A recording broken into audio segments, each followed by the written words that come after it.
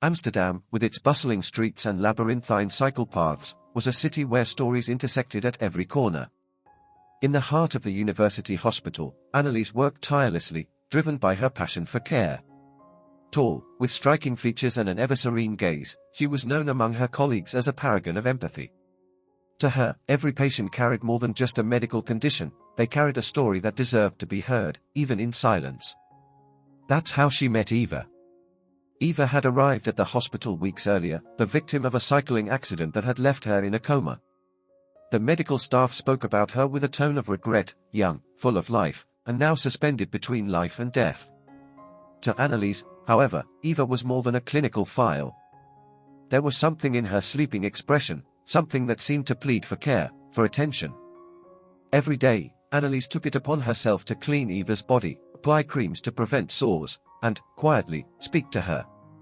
It had become almost a routine, until that day. While gently washing Eva's abdomen, Annelies noticed something unusual. A slight swelling, almost imperceptible, yet undeniable. It hadn't been there before. Feeling a chill run down her spine, she called the attending physician, who immediately ordered more detailed tests. Hours later, the results came in, accompanied by a silence that filled the doctor's lounge. Eva was pregnant. The news spread through the hospital like a whisper gaining momentum. Pregnant? How could this be, considering her vegetative state? Further tests revealed the pregnancy had preceded the accident, something Eva likely hadn't even known before the tragedy. For Annelies, the revelation was shocking but also a spark of hope. Amid the sorrow that filled that room, the baby was a flicker of life.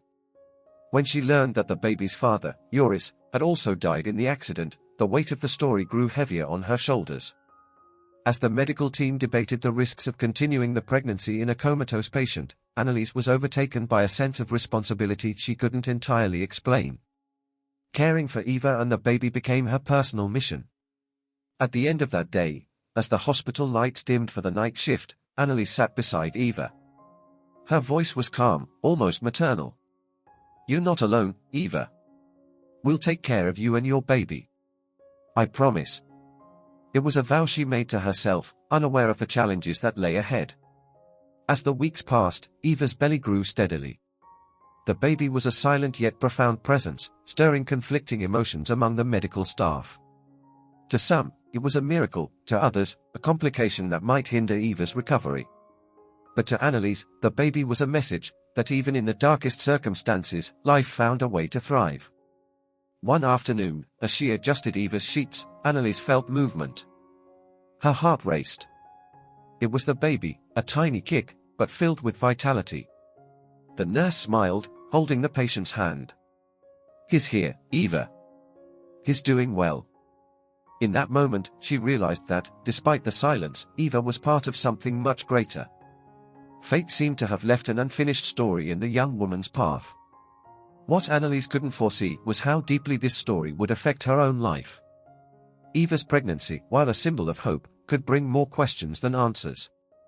What impact would this new life have on a world already shaken by tragedy? The name Joris echoed through the hospital corridors like a shadow laden with sorrow. He had been Eva's boyfriend, another victim of the tragic cycling accident that had changed everything. Young and deeply in love, Joris was known among friends for his vibrant personality and infectious humor. Pictures from Eva's phone, shared with the staff by her brother, revealed smiles, travels, and a bond that seemed unbreakable. But all of that was now part of the past. The medical team, led by the seasoned Dr. Van Ridgen, faced a profound ethical and emotional dilemma. Continuing the pregnancy posed risks, not only to the baby but also to Eva, whose condition was precarious. In their daily meetings, every detail was weighed with solemnity. But while the team debated feasibility, Annelies focused on something less tangible, meaning. "This isn't just a medical issue," Annelies argued during a meeting. "This baby is part of Eva and Joris. A testament that even in tragedy, there's something worth protecting." Though many of her colleagues were skeptical, Annelies's perspective began to take root. Gradually, some started to view the pregnancy not as a burden but as a symbol of hope, something that could transcend loss. In the days that followed, Annelies devoted even more time to Eva, often speaking to her as if she could hear. Did you know about this, Eva? She asked one evening while gently massaging the young woman's feet. Were you and Joris ready for this? There was no one to answer. Yet the tiny life growing silently within Eva's body became an almost palpable presence, a connection to something greater. Meanwhile, the news of the pregnancy began to spread among Eva's family. Her mother, a reserved woman weighed down by grief, visited the hospital often, her eyes perpetually red from suppressed tears. He would have been a wonderful father, Eva's mother said to Annelies, referring to Joris. They dreamed of a future together. This baby, maybe it's the last piece of that dream. The words lingered in Annelies's mind.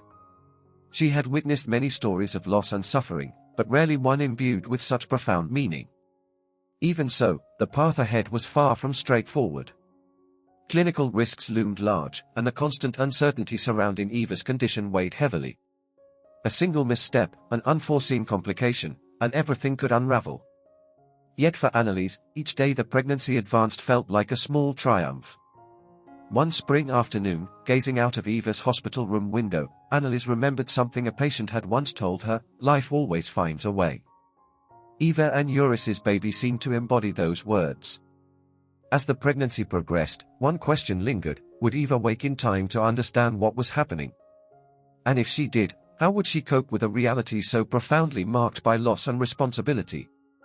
The months passed with a deceptive calm, as the hospital adjusted to the unique routine of caring for a comatose pregnant patient. For Annelies, her time with Eva had become almost a ritual. She cared for her as though they were lifelong friends, always balancing hope and worry. Then, one summer morning, something changed. Annelies was checking Eva's vital signs when she noticed an unusual movement in the young woman's eyes. At first, it was a faint, involuntary blink, barely noticeable. Then, Eva's fingers trembled slightly. Dr. Van Ridgen. Annelies called out immediately, her heart racing. The medical team rushed into the room. After a series of tests and stimuli, the confirmation came: Eva was waking up. When she finally opened her eyes fully, the room was charged with an almost palpable tension. Her mother, seated by the bedside, began to weep silently as she held her daughter's hand. Eva tried to speak, but her voice was hoarse, and confusion clouded her face. You're in the hospital, Eva, Dr. Van Ridgen said gently. You were in an accident, but you're safe now. Eva's gaze wandered around the room until it landed on Annelies, who stood slightly apart, offering a reassuring smile. Stepping closer, Annelies sought to convey calm. It's all right, Eva. We're here to take care of you. But the calm shattered when Eva, now more aware, looked down and noticed the curve of her belly. Her eyes widened, and her breathing quickened. What is this? She managed to whisper, her voice tinged with panic. Her mother tried to explain, but Annelies stepped in gently. Eva, you're pregnant. The baby was with you before the accident.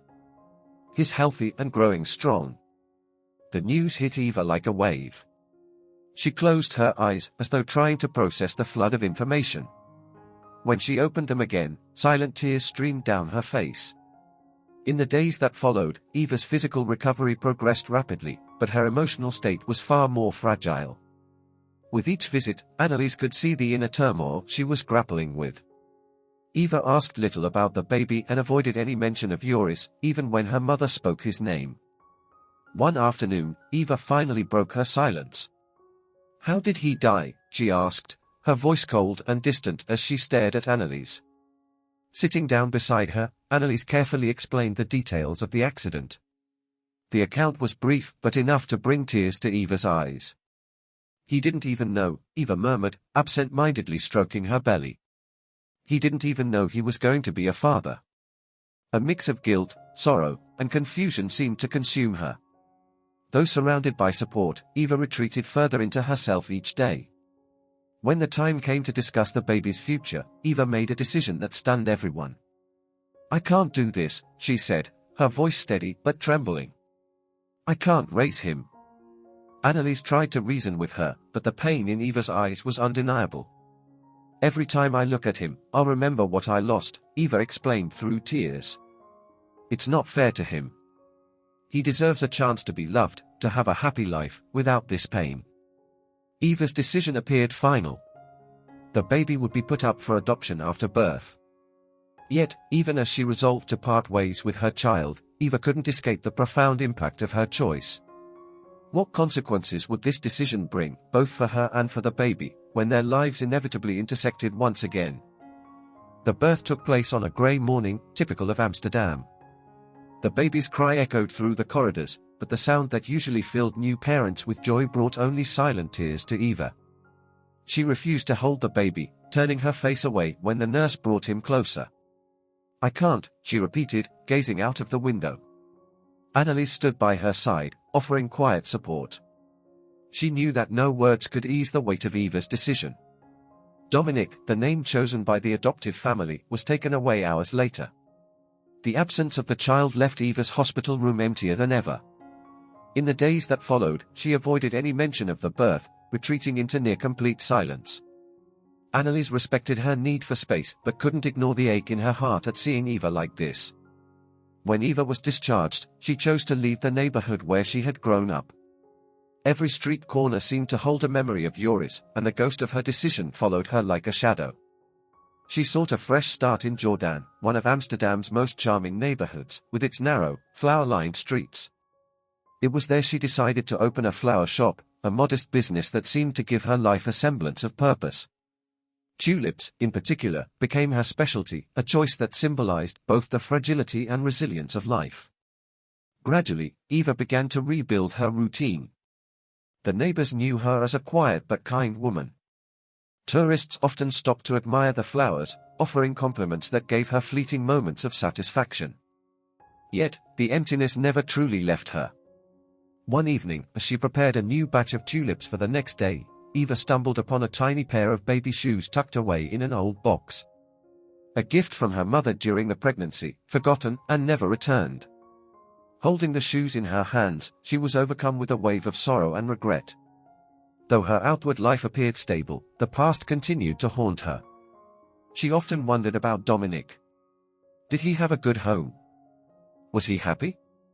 These questions, no matter how hard she tried to suppress them, grew louder with each passing day. Small moments began to trigger memories, a child playing with their father on the street, a customer cradling a baby, or even the scent of fresh flowers that reminded her of early mornings at the hospital. Still, she couldn't muster the courage to seek him out. The fear of reopening old wounds paralyzed her. But fate, even when evaded, has a way of making itself known. And Eva's past was closer than she realized, watching her more intently than she could have imagined. The years had passed, but questions about Dominic never left Eva's mind. Time had softened some of the pain, but the emptiness remained. Despite the success of her flower shop in Jordaan, she felt that something essential was missing from her life. And so, on a grey afternoon, with a surge of unexpected courage, she decided to seek answers. Eva sought out Annelies. Now retired, the nurse lived in a small apartment on the outskirts of Amsterdam. Their reunion was emotional. Annelies, seeing Eva, embraced her tightly, as if shielding her from all that life had taken away. "You still think about him, don't you?" Annelies asked gently. Eva nodded. "Every day. I need to know if he's okay."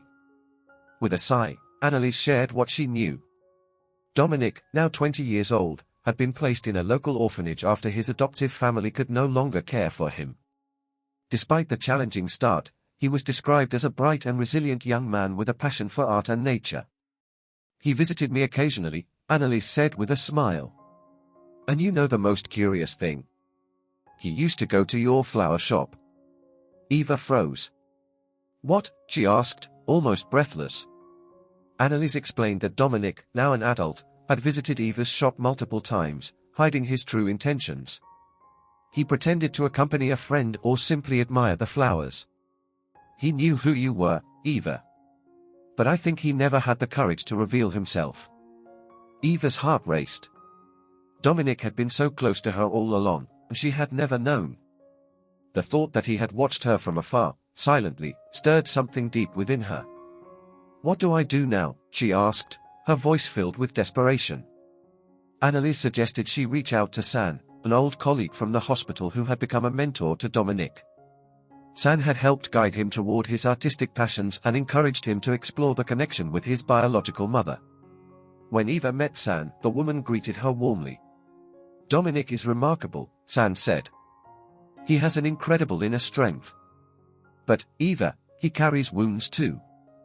He wants to meet you, but he's afraid of what it might mean." San revealed that Dominic spent much of his time at a community garden near Eva's flower shop, painting landscapes and tending to flowers. "He loves tulips, did you know that?" San said with a smile. Every detail seemed to connect Dominic and Eva in ways she had never imagined. Now, knowing where to find him, Eva faced a daunting question: how should she approach him? More importantly, was she ready to face the truths and emotions that would arise when she looked into the eyes of the son she had chosen to leave behind? The community garden was bathed in the golden light of late afternoon. Tulips of every color formed a breathtaking display that seemed plucked from a dream. Eva walked slowly between the flower beds, her trembling hands clutching a small basket filled with blooms she had brought from her flower shop. With each step, her heart pounded faster. This was where Dominic spent his afternoons, according to San. This was where mother and son would finally meet. When she spotted a young man sitting on a bench, bent over a sketchpad, Eva knew instantly it was him. There was something about his posture, a mix of focus and calm, that reminded her of Uris. She stopped a few meters away, frozen, unable to take the next step. Finally, she summoned her courage and approached. "Dominic," she called, her voice barely a whisper. The young man looked up, startled. His features were a perfect blend of hers and Uris's, deep eyes, light brown hair, and a reserved smile that was now replaced with an expression of caution. "It's me, Eva," she said, fighting back tears. "Your mother." For a moment, time seemed to stand still. Dominic looked at her as if trying to absorb the meaning of her words. Slowly, he closed his sketchpad and stood, keeping a slight distance. "I knew you'd come," he said at last, his voice low but steady. Eva felt the weight of his words. He had been waiting for her, but what did he think of her? Did he feel anger, pain, or simply curiosity? I don't know where to start," Eva admitted. "There's so much I want to say, but none of it feels enough." Dominic studied her for a moment before replying. "Why now? After all these years?" The question was direct, but it didn't carry resentment. It was a search for understanding, and Eva knew she had to be honest. "Fear," she answered, her voice trembling. "I thought I was doing the right thing by letting you go to a family who could take better care of you. But that didn't stop me from thinking about you every day, wondering if you were okay." Dominic looked down, absent-mindedly playing with a fallen tulip leaf on the bench. "And you? Are you okay?" he asked, an unexpected vulnerability in his voice.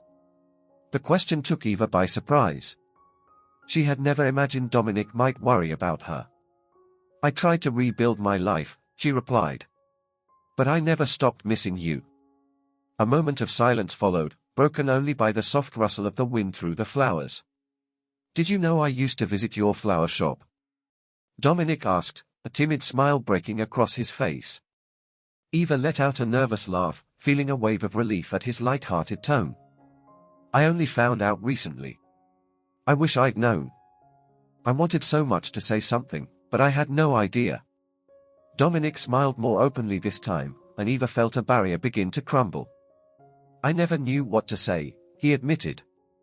"But I think just being near you was enough, until now." They continued to talk, the initial tension gradually giving way to a sense of reconnection. Dominic shared his love for art, how San had helped him discover his talent, and how he had always been drawn to tulips without understanding why. "Tulips always felt familiar, somehow," he said, gazing at the surrounding flower beds. Eva, moved, touched his arm. "Maybe because they've always been a part of me," she replied, smiling through her tears. The conversation stretched on until sunset, when Dominic finally mustered the courage to ask the question that had been in his heart. "Do you want to be part of my life now?" Eva felt his words like a balm on her heart. "More than anything," she said. "But only if you're ready for that." Dominic nodded, a genuine smile lighting up his face. "I think I am." The reunion was just the beginning. Mother and son were ready to rebuild their relationship, but the path forward would bring its own challenges and opportunities for healing. Were they both prepared to face what lay ahead? In the months following their reunion, Eva and Dominic began building a relationship that felt as natural as a tulip bud blooming in spring. What started as cautious conversations grew into heartfelt exchanges filled with emotion. There was much to say, but even more to feel, and both understood that time would be their greatest ally.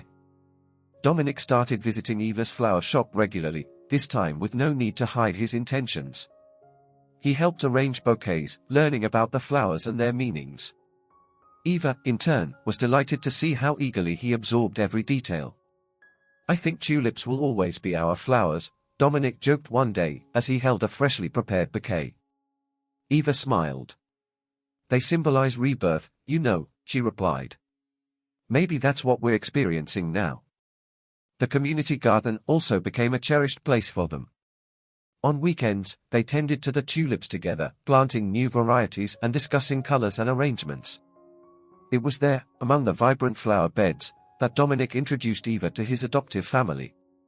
"They helped me a lot," Dominic said as Eva met the couple who had cared for him before his time in the orphanage. The meeting was emotional but left Eva with a profound sense of gratitude. Though she hadn't been present during Dominic's formative years, she knew he had been loved. Over time, Dominic opened up about the challenges he faced growing up without his biological parents. He spoke of the emptiness he had felt, but also about the strength he had learned to find within himself. "I carried resentment for a long time," he admitted, looking directly at Eva. "But now I see that everything that happened made me who I am today." Eva wiped away a tear that slipped quietly down her cheek. "I wish I'd been stronger back then," she said. "But, Dominic, you're proof that even amidst mistakes, something beautiful can bloom." Their relationship not only transformed Eva but also had a profound impact on Dominic's life.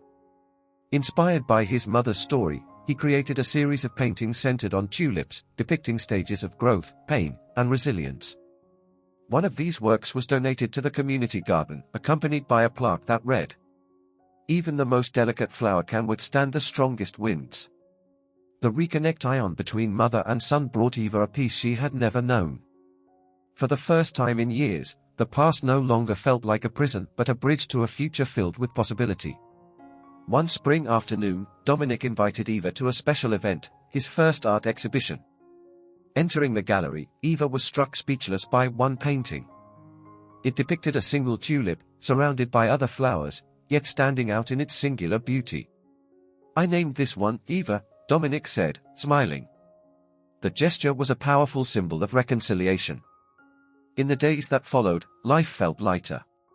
Together, Eva and Dominic expanded the flower shop, adding a small gallery space where Dominic's paintings drew both tourists and locals. Eva knew their journey was only beginning. There were still wounds to heal and challenges to face, but what truly mattered was their commitment to moving forward together. Love has the power to transform even the deepest wounds into lessons. Facing the past, no matter how painful, is the first step toward finding peace. Life always finds a way to bloom, even in the harshest conditions. As they tended to the community garden one sunny morning, Eva looked at Dominic and smiled. "I think we've finally found our place," she said. Dominic nodded, his eyes shining with a mix of emotion and certainty. "And we're only just getting started." If you've made it this far, subscribe to our channel and leave a like to motivate us to keep creating more emotional fictional stories.